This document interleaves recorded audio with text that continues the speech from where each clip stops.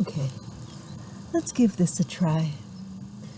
We're reading American Miscellany, published in 1865. And we're now on essay number 33, which is about Noah Worcester, the American Apostle of Peace. Never heard of this guy. Just for context, we were just reading a little essay on Viaduct over the Patuxent. Now I guess we're doing a little bit more American history here. We are on page 88 of American Miscellany. And let's go ahead and find out who Noah Worcester was. The American Apostle of Peace. Okay.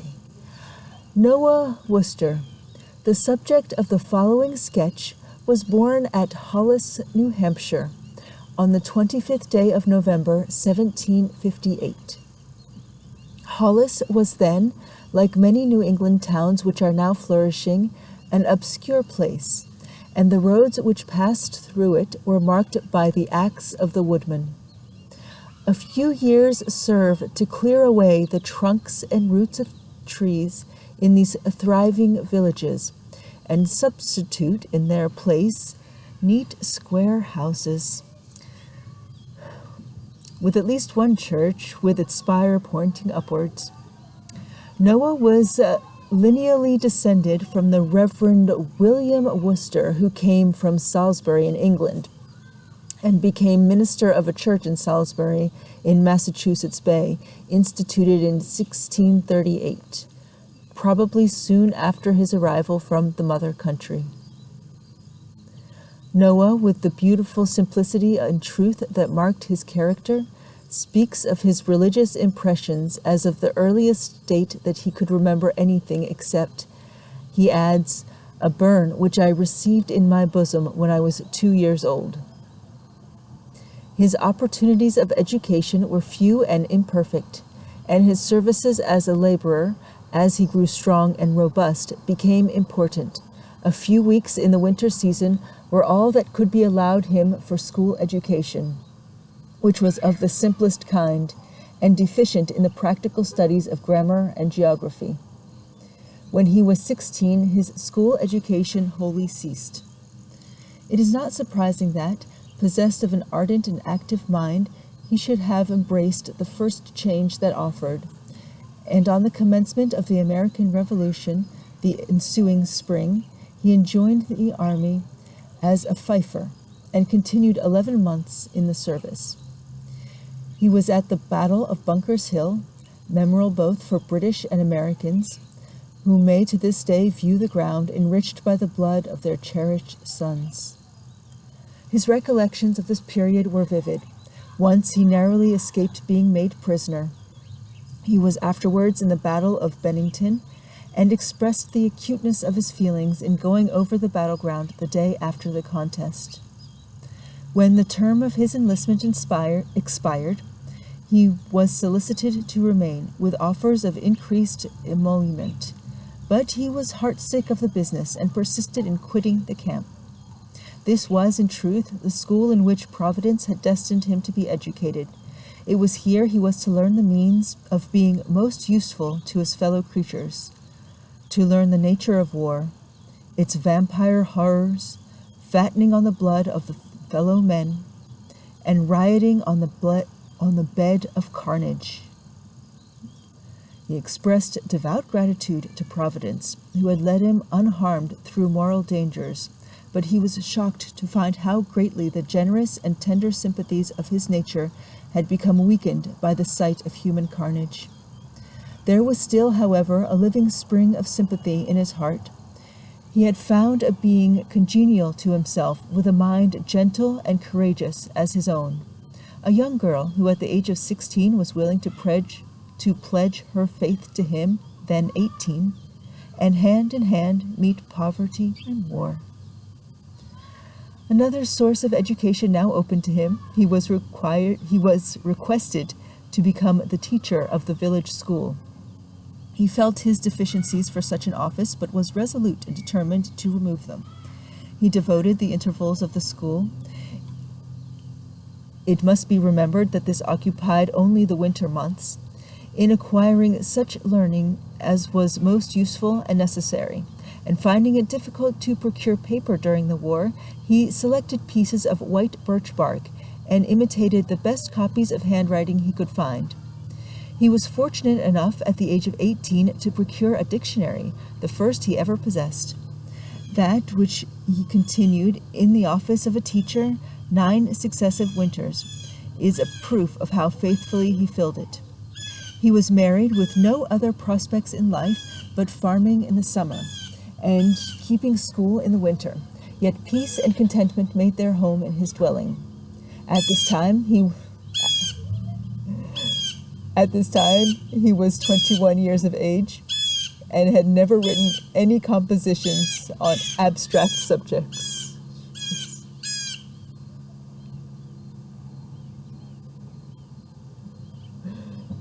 It's a thirsty blue jay. I think he wanted me to stop talking so that he could drink his water in peace. Over at the okay, I scared him off. He gave me the stink eye. Let's get back to Noah Worcester, an American apostle of peace. Okay. At this time, he was 21 years of age and had never written any compositions on abstract subjects.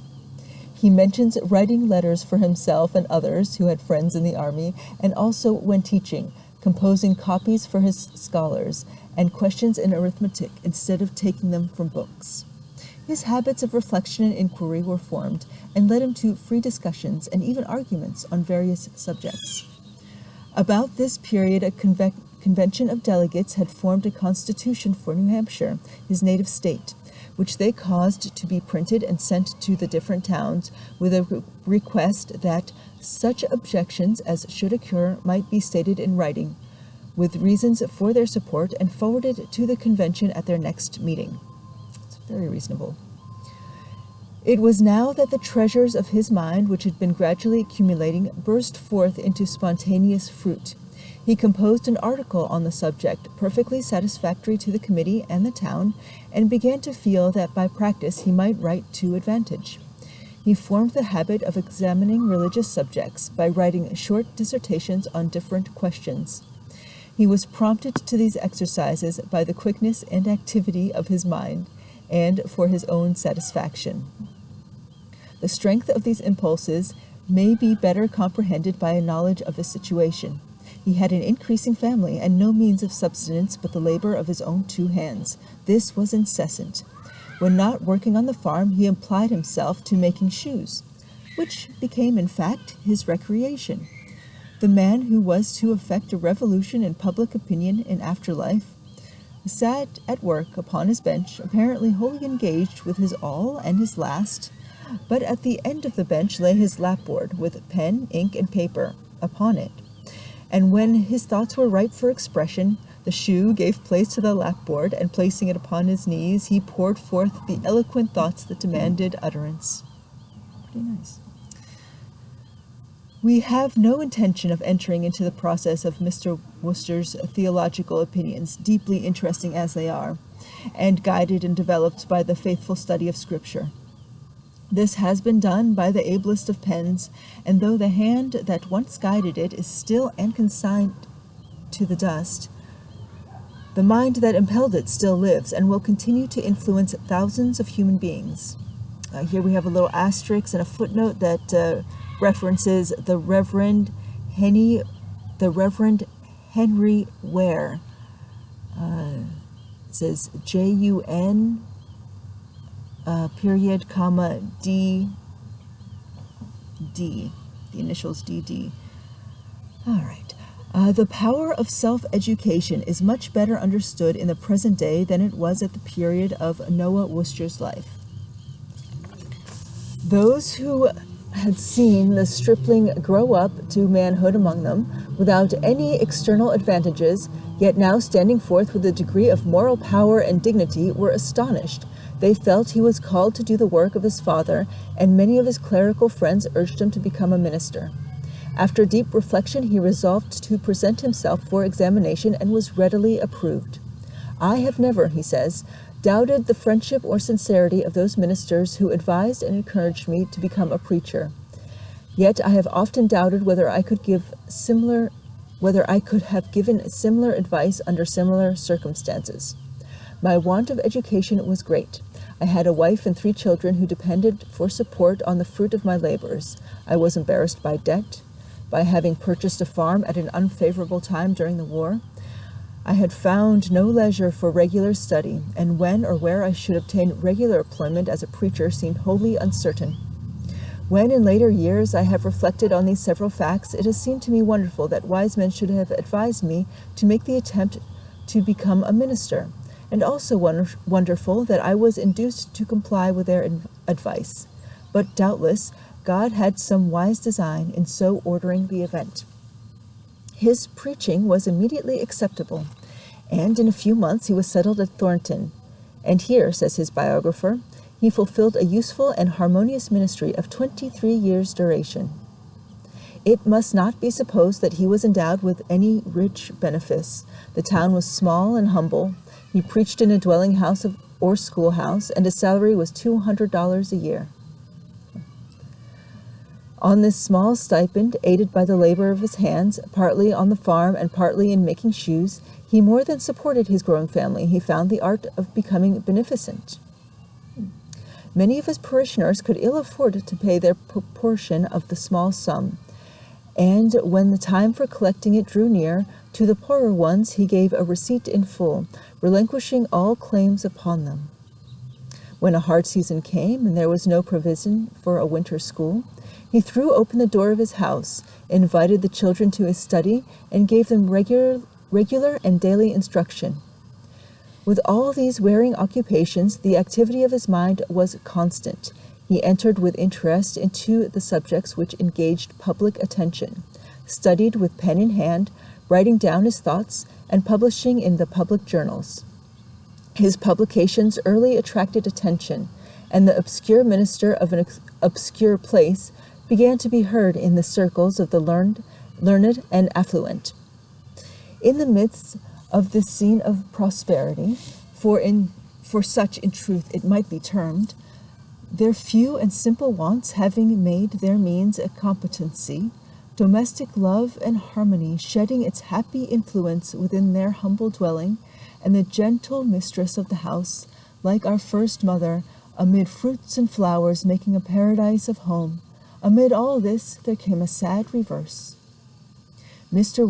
Worcester had engaged to preach for a brother minister, and with the primitive simplicity of the times, took his wife on a pillion behind him to go to the appointed place. The horse became unruly, and Mrs. Worcester was thrown from her seat. At the time she did not appear much injured, but her situation made the accident alarming. Just 1 month after, the New England Thanksgiving arrived, an anniversary instituted by the founders of the colony, and scrupulously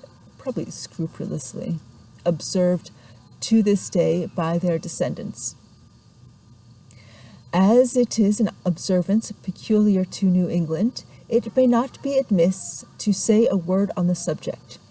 It was originally designed to be observed rather as a day of prayer than feasting, but as is natural, friends collected around the board after the morning public service, and the dinner soon became an important feature in Thanksgiving Day.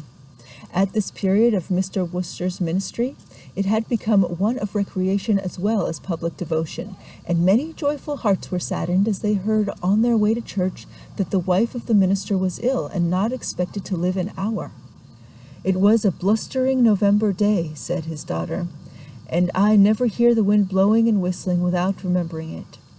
She was only 6 years old, but her recollections are vivid on the subject. "The minister," she added, "who performed the funeral services, held my 2 elder brothers and myself up to look on our mother, and said, 'She is not dead, but sleepeth.' I wondered what he meant." This little unconscious child was destined in later years to be the nurse and sole companion of her father. Left with the charge of 8 children, it became imperative to provide for their well-being. An excellent successor to his wife was found, who became a mother to them. It was a happy union, and her life was prolonged till within 5 years of his own death. We have thus endeavored to follow in a summary manner the life of Noah Worcester, but our limits do not allow us to continue this sketch, slight as it is. We hastened to the great object of this memoir.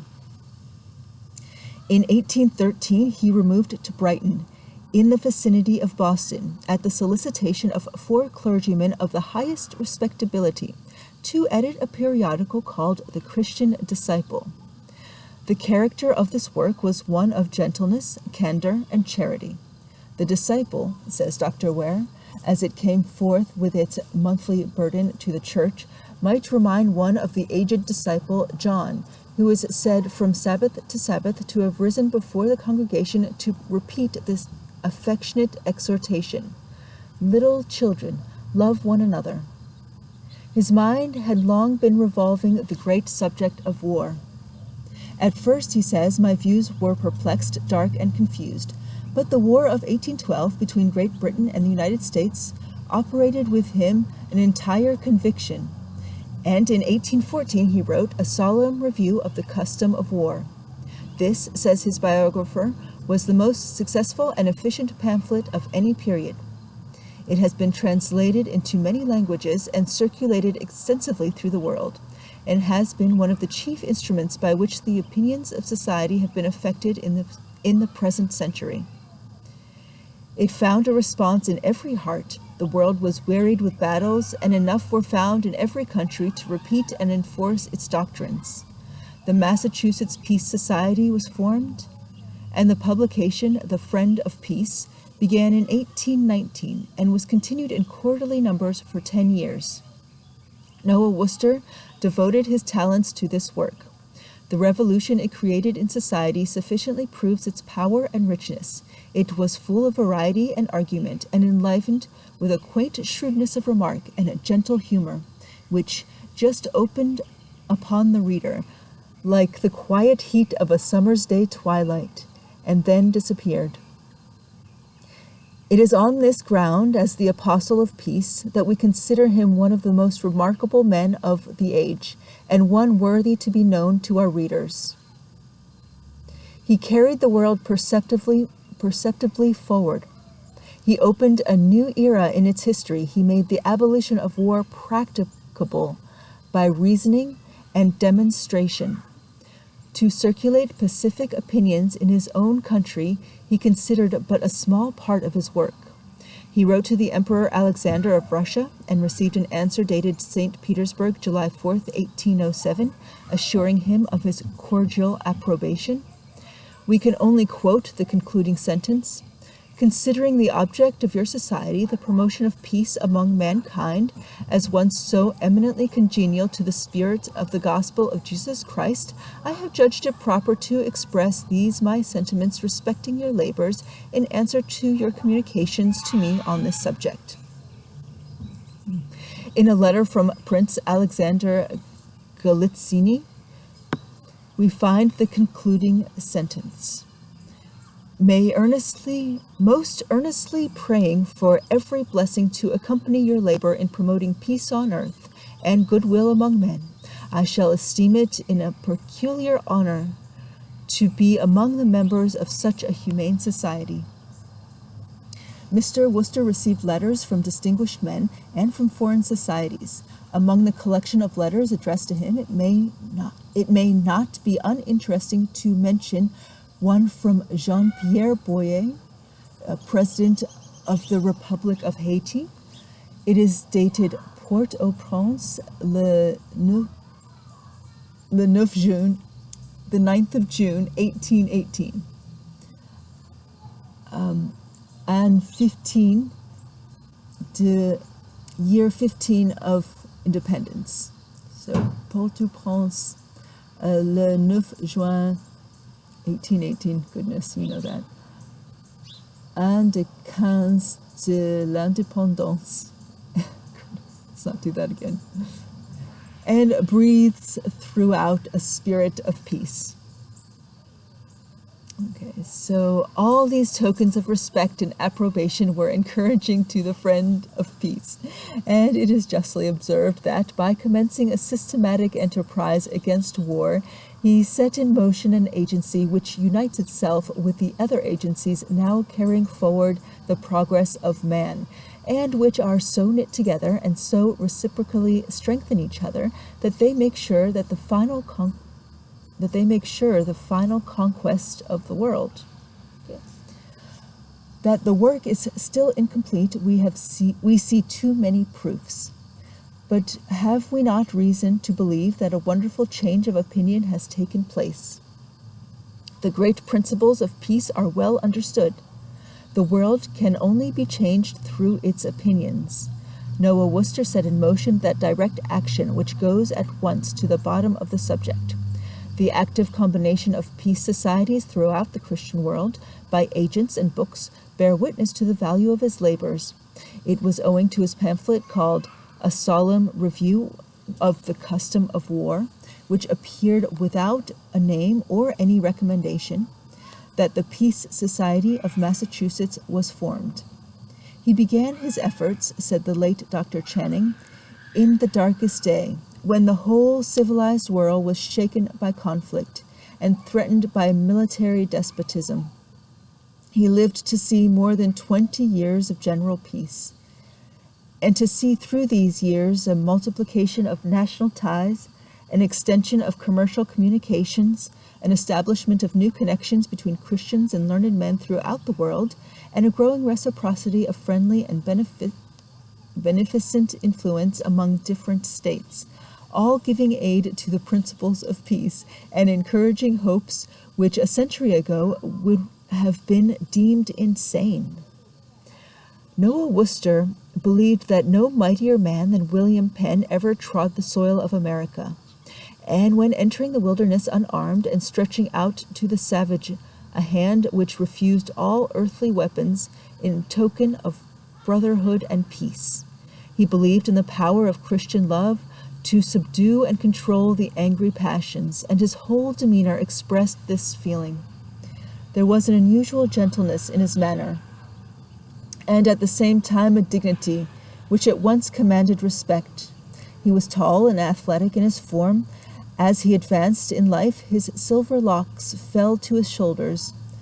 Though he gave the beholder an idea of meekness, it was justly said there was a majesty in his meekness. We well remember this venerable man near the close of his life, his flowing locks, his benignant smile. Interesting. I guess it's the opposite of malignant, but I've never heard that before. His benignant smile, his hand usually, when he spoke, placed upon his heart, for he was suffering from some disease in that region.